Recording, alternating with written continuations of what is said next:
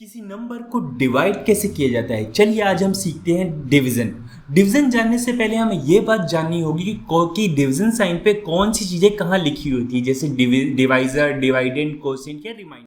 जैसा कि आप सामने देख रहे हैं, डिवीजन को समझने के लिए हमने यहाँ पे एग्जांपल यूज़ किया है जिसमें 75 को हमें 3 से डिवाइड करना है। तो इसका पहला स्टेप में हम डिवाइड करते हैं। डिवाइड किसे करेंगे? हम 7 को डिवाइड करते हैं 3 से।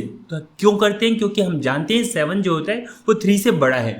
इसका सेकेंड स्टेप में हम जानते हैं 3 2 6 होता है, तो हम 6 को 7 के नीचे लिखते हैं और 2 को कोसेंट की जगह पे लिखते हैं। इसके बाद थर्ड स्टेप में हम देखते हैं 7 - 6 करते हैं। अब 7 - 6 करने पे हम जानते हैं कि इसका रिमाइंडर जो होगा 1 होता है। अब फोर्थ स्टेप में हम 5 जो बचा हुआ था 75 में उसे नीचे ले आते हैं, कहाँ पे? 1 पे। तो अब ये टोटल जो सम नंबर हो गया वो हमारा 15 हो गया। अब इस 15 को हम फिर से डिवाइड करते हैं 3 से, तो हम जानते हैं बहुत अच्छे से 3 5 15 होता है। तो यहाँ पे हमारा जो कोसेंट आ गया वो कितना गया? 25 आ गया और रिमाइंडर जो हमारा हो गया वो 0।